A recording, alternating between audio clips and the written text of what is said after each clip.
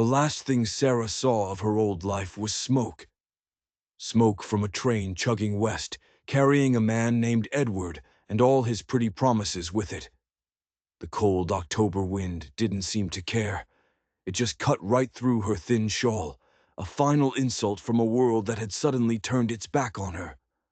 One minute she was a bride-to-be, heading for a new life. The next, she was just another piece of luggage left behind on a dusty platform in Red Rock, Arizona.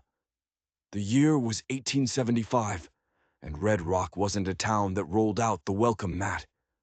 Especially not for a woman with nothing but a tattered dress and a carpetbag full of memories. Edward's sweet words had turned to ash in her mouth. He'd spun a tale of marriage, of a home out west, and she'd believed every word. Packed up her life as a governess in Philadelphia and followed him into the frontier. His real plan had boarded 3 stops ago. A blonde in a silk dress who didn't look like she'd ever had dirt under her fingernails.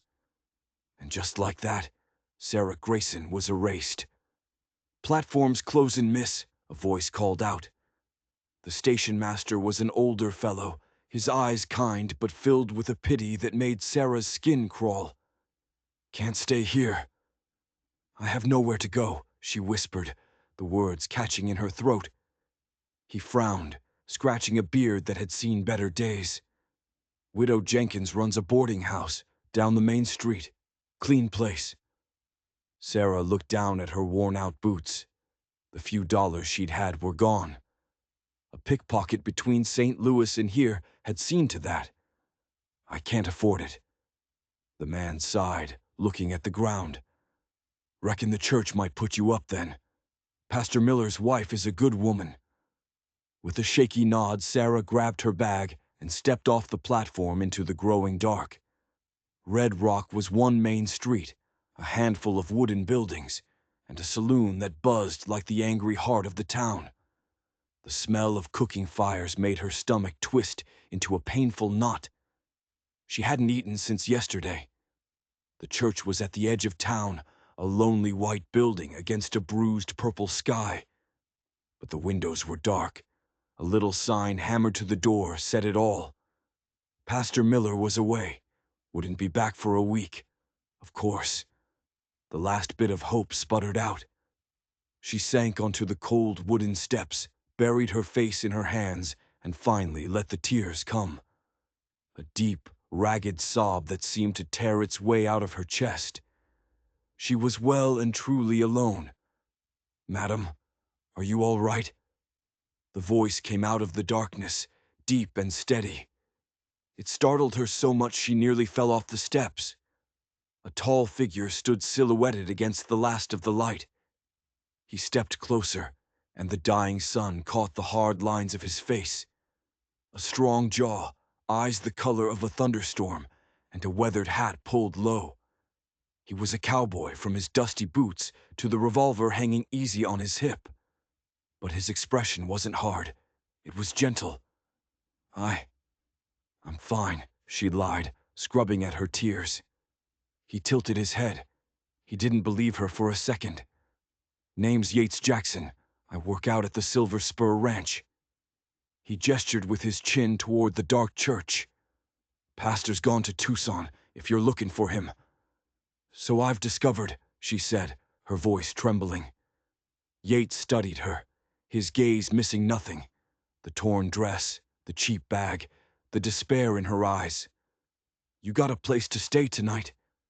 The question was so direct, so full of simple concern, she couldn't bring herself to lie again. "No," she admitted, shame burning her cheeks. "The man I was traveling with, he left me." Understanding flickered in his eyes. He'd heard this story before. "Town's got a boarding house." "I have no money," she cut in, her pride shattering. Yates took off his hat, running a hand through dark, unruly hair. He thought for a long moment, the silence stretching between them. "My sister Abigail, she runs a dressmaking shop here in town. Lives above it. She's always looking for help." The offer was so unexpected, it brought a fresh wave of tears to her eyes. Why would you help me? You don't even know me. A small, sad smile touched his lips. Out here, he said, his voice quiet. Folks help each other. It's the only way we survive. He extended a hand. It's getting dark. Red Rock ain't always safe after the sun goes down. Allow me to see you to my sister's place. She hesitated for only a heartbeat. Then she took his hand. It was rough and calloused, but strong. As they walked down the main street, past the loud saloon and the curious stares, his presence was a strange comfort. A single solid point in a world that had just spun out of control. Little did she know, the world had just started spinning. Abigail Jackson was just as her brother had described her. A small woman with the same stormy gray eyes. She took one look at Sarah's face and ushered her inside without a single question. The apartment above the dress shop was small, but warm, filled with the scent of cinnamon and wood smoke. You poor thing, Abigail said, pressing a bowl of hot stew into Sarah's hands. Eat. I'll get the spare room ready. As Sarah devoured the first real meal she'd had in what felt like a lifetime, Yates leaned against the doorframe, watching her. I'll be heading back to the ranch, he said. Got an early morning. Thank you, Sarah managed to say around a mouthful of stew. For everything. Yates just nodded, a hint of a smile on his lips. I'll check in on you both soon. And with a tip of his hat to his sister, he was gone. Lying in a clean bed that night, wearing a borrowed nightgown, Sarah stared at the ceiling. The cowboy's kindness felt like a miracle. A small light in an endless dark. But Red Rock had secrets. And kindness, she was about to learn, was the most dangerous currency of all. The next few days were a blur of thread and fabric. Abigail was a patient teacher, and Sarah was a quick learner. She had a good eye for color, Abigail said. Soon she was helping with customers, her hands growing rough but steady. She was earning her keep. She was surviving. Yates visited often. He'd ride into town from the Silver Spur, always with a reason. Fresh apples from the orchard, a jar of honey, a book of poetry he'd found. He'd say he had business at the mercantile, but his eyes always found Sarah. Abigail saw it, of course. My brother's never found so much business in town, she'd tease, a knowing glint in her eyes. Sarah would blush and look away. She found herself looking forward to his visits, to the low rumble of his voice, the way he treated her with a quiet respect that Edward, with all his fancy manners, had never managed. He was a good man, a simple man, or so she thought. One afternoon, he brought news that made her stomach flutter. There's a harvest dance at the town hall tomorrow night, he said, twisting his hat in his hands. I was wondering if you might like to go with me. The invitation hung in the air. It was more than just a dance. It was a step into the community. A step away from being the abandoned woman on the platform. It was a step toward him. I would like that very much, she said softly. The smile that broke across his face transformed him. I'll pick you up at 7. Abigail was thrilled. I knew it, she squealed, pulling a beautiful deep green dress from a rack. I've been saving this. Consider it payment for all your hard work. When Sarah looked at herself in the mirror, she barely recognized the woman staring back. The hopeless creature from the train platform was gone. In her place was someone else, someone with a light in her eyes. The town hall was alive with music and laughter. Lanterns cast a warm glow, and for the first time since arriving, Sarah felt happy. Yates was a surprisingly good dancer, his hand firm and steady at her waist as he guided her through the steps. But she could feel the eyes on them. The whole town was watching, whispering. She wasn't just Sarah the seamstress's assistant anymore. She was the woman on Yates Jackson's arm. They're all talking about us, she murmured. Yates handed her a cup of punch. Small town, he said with a shrug. They're just surprised to see me with the prettiest woman in the room. The compliment was smooth, but his eyes darted away for a second. He was watching someone across the room. The town sheriff, a man with a hard face and a silver star, was staring right at them, and he wasn't smiling. Later, as they walked home under a sky full of stars, Yates took her hand. "Sarah," he started, his voice serious. "I know you've been hurt, but I want you to know. My intentions are honorable. I care for you." "I care for you too, Yates," she whispered. But a sliver of unease had taken root. The way the sheriff had been watching them. The way Yates seemed to be aware of every eye in the room. "Then we'll take it slow," he said, his voice reassuring. "I'm not going anywhere." Winter settled on Red Rock. Sarah's life found a rhythm. The shop, the church, and quiet evenings with Yates and Abigail. He told her about his life, about fighting in the war, about saving up to buy his own piece of land, a place to build a home for a family. The implication was always there, hanging in the air between them. On Christmas Eve, he gave her a small, delicate silver locket. "It was my mother's," he said, his voice thick with emotion. "She told me to give it only to the woman I intended to marry." He fastened it around her neck. "I'm not asking yet," he said quickly. "Just letting you know where my heart stands." Later that night by the fire, he kissed her. It was gentle at first, then deepened into something else, something fierce and passionate that left her breathless. "I love you, Sarah Grayson," he whispered. And in that moment, she believed him. She let herself fall.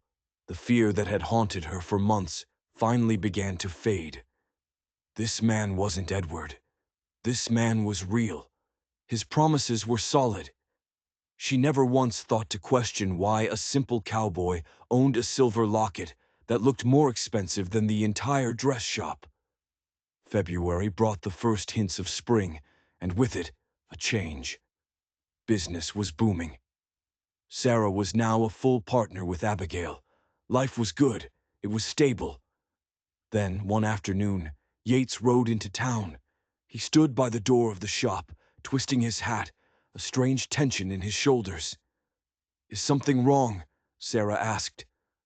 "No," he said, but he wouldn't meet her eyes. I bought that land I told you about. The papers were signed yesterday." "Yates, that's wonderful." "It's just land now," he continued, stepping closer. "But it could be a home, our home, if you'll have me." His words, the words she'd been waiting to hear, were hanging in the air. Her heart soared. This was it, the real new beginning. Before she could answer, the bell on the shop door jingled, and the world stopped. Standing in the doorway, looking as handsome and smug as ever, was Edward Whitman. "Sarah, my dear," he said, his voice a smooth, venomous caress. "I've been searching for you everywhere." Sarah's blood ran cold. It felt like a ghost had just walked through the door. A ghost she thought she'd left behind on a train platform hundreds of miles away. "Edward," she breathed, "what are you doing here?" He strode into the shop, his expensive coat covered in dust, but his arrogance untouched. He completely ignored Yates, who had stiffened beside her, his hand instinctively moving to her arm. "I've come to make things right, my love," Edward said, his face a mask of practiced regret. "It was all a terrible misunderstanding. I never meant to leave you." Yates's voice was low, a dangerous rumble. "This is the man who abandoned you." Edward finally glanced at Yates, his eyes filled with dismissal. "I don't know what story she's been telling you, cowboy, but Sarah is my fiancée. We had a small quarrel. I've come to take her home, back to Philadelphia." The sheer audacity of it left her speechless. "Miss Grayson isn't going anywhere," Yates said, his voice like ice. "She's made a life here." Edward let out a short, ugly laugh. "A life?" Here, in this backwater. Don't be absurd. Sarah is meant for better things. He turned his full attention back to her, his eyes pleading. Come home, Sarah. Finding her voice, Sarah stepped away from Yates's protective grip. The life I was meant for. You mean the life where I trusted a man who left me penniless in a strange town without a second thought? You misunderstood. There was no misunderstanding, Edward, she shot back, anger finally boiling over her shock. I saw you with that woman. I heard you tell the porter I wouldn't be continuing the journey. You never intended to marry me. His perfect facade cracked just for a second. She was a temporary distraction. It's you I want, Sarah. I realized my mistake. I love you. The words that once would have made her heart sing now just sounded hollow. She looked at this man, this polished fraud, and felt nothing. No, you don't, she said, her voice flat. And I no longer love you. His eyes narrowed. It's him, isn't it? He sneered, jerking his head toward Yates. This frontier ruffian. I've fallen for a man of honor, Sarah said, her voice clear and strong. Someone who keeps his promises. What can he offer you but a life of dirt and hardship? Edward scoffed. He offers me respect, she said, and real love. Edward's face twisted into a mask of rage. You're making a terrible mistake. The only mistake I made was ever believing you, she replied. Now please leave. He stared at her, then at Yates, a look of pure hatred on his face. He turned and stormed out of the shop, slamming the door behind him.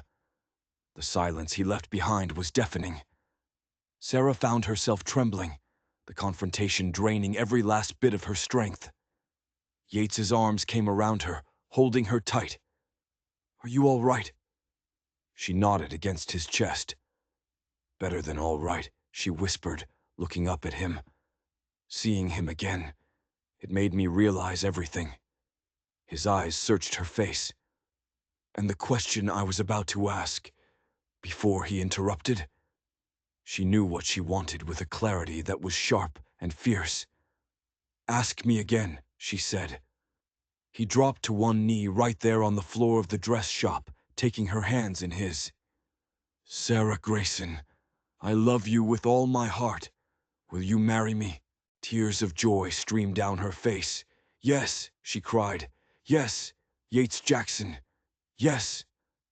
It felt like the end of a long, painful journey, the final, happy chapter. But Edward Whitman hadn't traveled 1,000 miles just to be told no. And the real reason he was in Red Rock had nothing to do with love. It had everything to do with what was hidden in the lining of Sarah's old carpet bag. The next few weeks were a dream. Wedding plans, dreams of the home they would build, the life they would share. The whole town seemed to celebrate with them. Sarah had found her place. She was no longer the abandoned woman, but the future Mrs. Jackson. She felt safe. She felt loved. The feeling didn't last. It started with small things. A shadow in an alleyway that disappeared when she turned. The feeling of being watched. She dismissed it as nerves. Edward's return had shaken her, that was all. One evening, while cleaning out her old carpet bag to use for storing sewing supplies, her fingers found something she'd never noticed before. A small, hard lump deep within the worn fabric lining. Her heart began to pound. Carefully, she worked at the threads with a small pair of scissors. Inside the lining wasn't a forgotten coin. It was a small, folded piece of oilskin. And tucked within it was an ornate, strangely shaped iron key. Unfolding the oilskin, she found not a letter, but a document. It was a property deed, written in dense legal language, but the names were clear. It was a deed for a massive tract of land called the Agua Fria Basin. And the owner listed was her father, a man who had died 2 years ago, supposedly penniless. But the most chilling part was the other name on the document. A signature authorizing the transfer, dated just a month before her father's death. The signature belonged to Senator Thomas Whitman, Edward's father. Suddenly, her trip west wasn't about marriage. It never had been. She remembered her last conversation with her former employer in Philadelphia, a kind old woman who had been a friend of her father's. "Your father wanted you to have this bag," she'd insisted. "He said it contained your inheritance." Sarah had assumed she meant the few worn dresses inside. She had been a courier, a pawn in a game she didn't understand. Her first instinct was to run to Yates, to show him, to share this confusing, terrifying discovery. He would know what to do. He would protect her. She found him in the small sitting room above the shop, staring into the fire. Abigail was out, visiting a neighbor. "Yates," she began, her voice trembling as she held out the deed and the key. "I found this. I don't understand what it means." He took the items from her hand. His face was unreadable in the flickering firelight. He stared at the deed, his knuckles turning white. Then he looked at the key, turning it over and over in his palm. The silence stretched on, thick with unspoken tension. "Yates," she prompted, a knot of fear tightening in her stomach. When he finally looked up, the gentle cowboy she had fallen in love with was gone. In his place was a stranger, his eyes cold and hard as stone. "Where did you get this?" he demanded, his voice flat. "It was in my bag. My father. It seems he owned land." "Your father didn't own this land," Yates said, his voice dangerously quiet. "He was holding it. This deed, this key. They're proof of the biggest land fraud this territory has ever seen. Thomas Whitman used your father to illegally acquire the water rights to the entire basin. All the ranches, the farms, including the one I just bought, would be worthless without that water. He planned to bleed us all dry. It was all too much. Edward's father, her father. Edward," she whispered. "He came back for this." "Of course he did," Yates said, a bitter twist to his lips.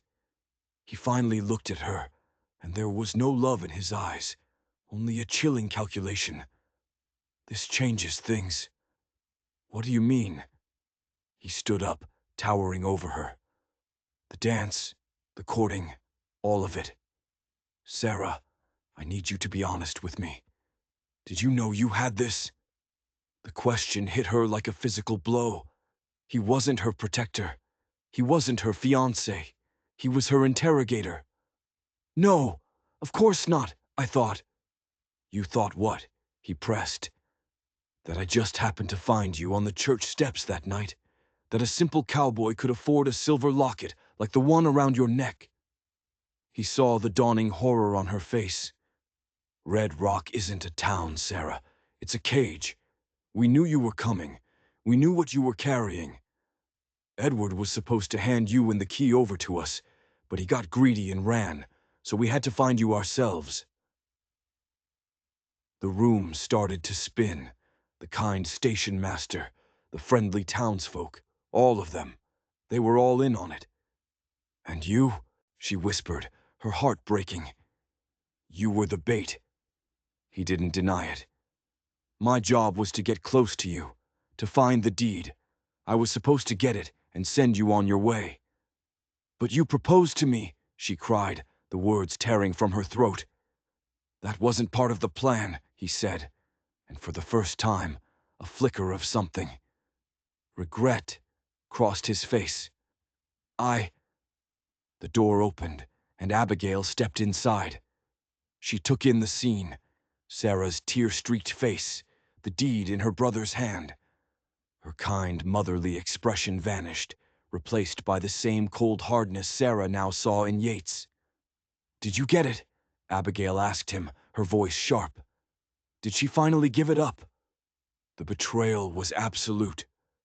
The man she loved, the woman who had been like a sister, they weren't her saviors. They were her captors. The world had shrunk to the four walls of that small room. The warmth and safety she had felt were a lie, a carefully constructed stage. Yates and Abigail were not her friends. They were guards in a prison she hadn't even known she was in. "What are you going to do with me?" Sarah asked, her voice a hollow whisper. "That depends," Abigail said, her eyes fixed on the key in her brother's hand. "The key opens a safe deposit box at the bank. It holds the original survey maps and Whitman's signed confession. With that, we can prove the fraud and save our homes.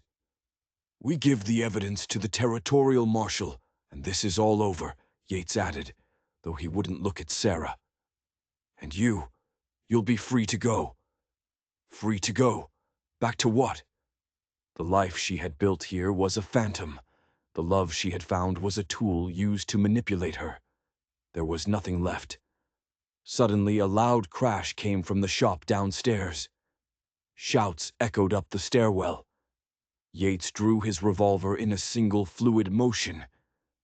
"Edward," he growled. "He didn't leave town." "He wouldn't," Abigail said grimly. "Not without what he came for." Heavy footsteps pounded up the stairs. The door burst open, and Edward stood there, flanked by two rough-looking men with rifles. His charming smile was gone, replaced by a desperate, ugly sneer. "I believe you have something that belongs to my family," Edward said, his eyes locking on the deed in Yates's hand. "Hand it over, and I'll let the girl live." "You walk out of here now, Whitman, and I won't kill you," Yates countered, his aim steady. The dress shop, her place of refuge, had become a tinderbox. Sarah was trapped in the middle, the prize in a war she had never known she was fighting. These men, the one who had abandoned her and the one who had deceived her, were ready to kill each other over a piece of paper and a key. "You have no idea who you're dealing with, cowboy," Edward sneered. "My father owns this territory. He owns the law." "Your father's a thief," Yates shot back, "and his reach doesn't extend to the end of my barrel." One of Edward's men shifted his rifle, and in that split second, everything happened at once. Yates fired. The rifleman went down. The shop exploded into chaos. Abigail shoved Sarah toward the back room. "Stay down!" she screamed over the roar of gunfire. Sarah scrambled behind a heavy cutting table as bullets ripped through the thin walls, shattering mirrors and tearing through bolts of fabric. The beautiful green dress she was meant to be married in was shredded in an instant. She could hear the fight raging in the next room, the crash of furniture, the grunts of pain, the deafening thunder of gunshots. This wasn't a simple frontier town. It was a battlefield. And she was the territory they were fighting over. Through a crack in the door, she saw Yates fighting with a raw, brutal efficiency that spoke of a past he'd never mentioned. He wasn't just a cowboy. He was a soldier. He moved with a deadly purpose that was terrifying to watch. Edward was no fighter. He cowered behind his remaining man, his handsome face pale with fear. He was just a spoiled boy used to getting his way. The fight was over in minutes. Edward's last man lay groaning on the floor. Yates stood over him, his chest heaving, a bleeding gash on his forehead. Edward, seeing his chance, made a desperate lunge, not for Yates, but for Sarah. He grabbed her, pulling her from her hiding place and pressing the cold muzzle of a small derringer to her temple. "Drop the gun, Jackson!" Edward shrieked, his voice cracking. "Or I swear I'll kill her. The deed won't do you any good if you're hanging for murder." Yates froze, his face a mask of fury and something else. Fear. Real fear. "Let her go, Whitman. This is between you and me." "She's always been between you and me," Edward spat, his grip tightening on Sarah's arm. "She's my ticket out of here. We're walking out. You and your sister stay right where you are." He began to drag Sarah toward the stairs, his gun pressed hard against her head. This was it. Her life was in the hands of two liars, and one of them was about to drag her back into the nightmare. But Sarah was no longer the helpless woman from the train platform. Red rock, for all its lies, had forged something hard and resilient inside her. She would not be a pawn in their game. As Edward pulled her past a display of sewing notions, her eyes landed on a heavy pair of tailor's shears. In one desperate, fluid motion, she stomped down hard on Edward's instep with her boot heel. He roared in pain, his grip loosening for just a fraction of a second. It was all she needed. She grabbed the shears and plunged them deep into his thigh. Edward screamed, a high, piercing sound, and his gun clattered to the floor. Yates was on him in an instant, a single brutal punch sending Edward crumpling to the ground, unconscious. Silence descended on the wrecked apartment. The air was thick with the smell of gunpowder and blood. Sarah stood trembling, the heavy shears still clutched in her hand, staring at the man she had just brought down. Yates came to her, gently prying the shears from her fingers. He looked at the gash on his head, the bleeding wound on Edward's leg, and the utter devastation of the room. Then he looked at her. "It wasn't all a lie, Sarah," he said, his voice raw. "The plan was to get the deed. The plan was never to fall in love with you." She wanted to believe him. She wanted to fall into his arms and let him make everything right. But the foundation of her world had been shattered. Trust was a currency she no longer had. "The town sheriff," she said, her voice steady despite the tremor in her hands. "Is he one of you?" Yates shook his head. "No. Sheriff Miller is a good man. As far as he knows, this is just a land dispute between ranchers and the railroad." "Then give me the deed and the key," she said, her gaze unwavering. "This started with my family. I'm going to finish it." It was the final test. Would he try to control her, to take over? Or would he finally treat her as an equal? He looked at the deed in his hand, then back at her determined face. After a long moment, he held it out to her. "The bank opens at 9, he said. "Edward's father will have men all over this town by morning. We don't have much time." The sun rose over a town that held its breath. Sarah, with Yates and Abigail flanking her, walked down the silent main street. Every window seemed to have eyes. They weren't the friendly gazes she had grown used to. They were the watchful eyes of people waiting to see who would win the war for their future. Sheriff Miller met them on the bank steps, his face grim. "Jackson, heard you had some trouble last night." "You heard right," Yates said. "Miss Grayson has something you need to see." Inside the bank, the nervous manager was persuaded by the sheriff's presence to open the vault. Sarah's hand did not shake as she inserted the strange iron key into the lock of deposit box 117. It turned with a heavy click. Inside was a leather-bound ledger, and as Sarah opened it, the full scope of the evil scheme was laid bare. Page after page of names, figures, and coerced signatures. It detailed how Thomas Whitman had systematically stolen land and water rights across the territory, using blackmail, threats, and her own father as a pawn to legitimize his crimes. It was a confession, a meticulous record of his own greed. This was her inheritance. Not land, not money, but the power to bring justice. As they stepped back out into the morning sun, two men in expensive city suits stood waiting, a U.S. Marshal's badge pinned to one of their coats. "Sarah Grayson," the Marshal said, "by the authority of the United States government, I'm placing you under arrest for conspiracy and fraud."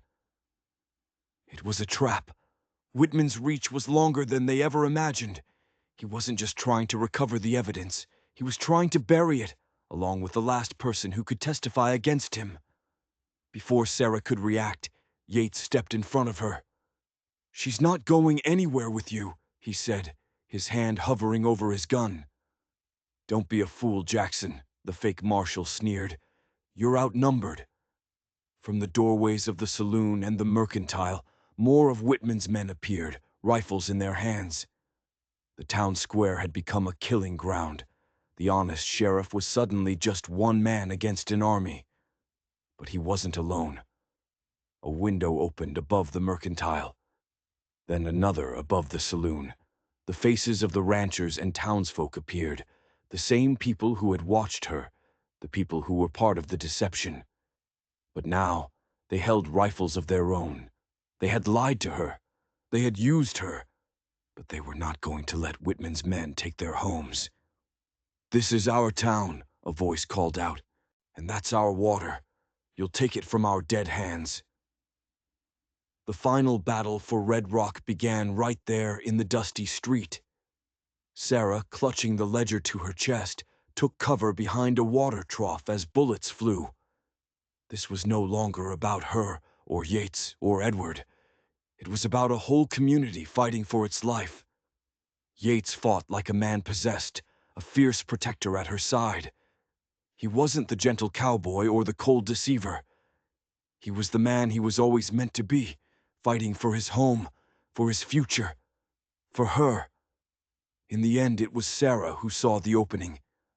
While the men were locked in a desperate firefight, she saw the real U.S. Marshal riding into town, drawn by the sound of the battle. He was pinned down at the edge of the street. She had to get the ledger to him. With Yates providing covering fire, she ran. Zigzagging between barrels and wagons, dirt kicking up at her feet from near misses, she ran toward the law. She dove behind the marshal's position, thrusting the ledger into his hands. "It's all in there. Proof. Whitman's confession." With the evidence secured, the fight was over. Whitman's hired guns surrendered. The conspiracy was broken. Red Rock was saved. In the aftermath, standing in the quiet street amidst the smoke and silence, Sarah looked at the town that had been her prison and her sanctuary. She looked at Yates, his face bruised and bleeding, but his eyes, for the first time, completely honest. He had lied to her. He had broken her heart. But he had also fought for her. He had been willing to die for her. "I know I have no right to ask," he said, his voice quiet. "After everything. But that land I bought, the offer to build a home, that was real, Sarah. That part was always real. She could leave. She could take a train and never look back. The world was open to her now. But as she looked around at the dusty street, at the determined faces of the people who had both deceived and defended her, she realized she wasn't that girl on the platform anymore. She wasn't a victim. She was a survivor. She was a fighter. She had forged her own life here, in the heart of the lies. "A home needs a strong foundation, Yates Jackson," she said, a small smile touching her lips. "I reckon we'll have to build one, based on truth this time." The man who had been her captor, her liar, and her savior broke into a smile that finally, truly, reached his stormy gray eyes.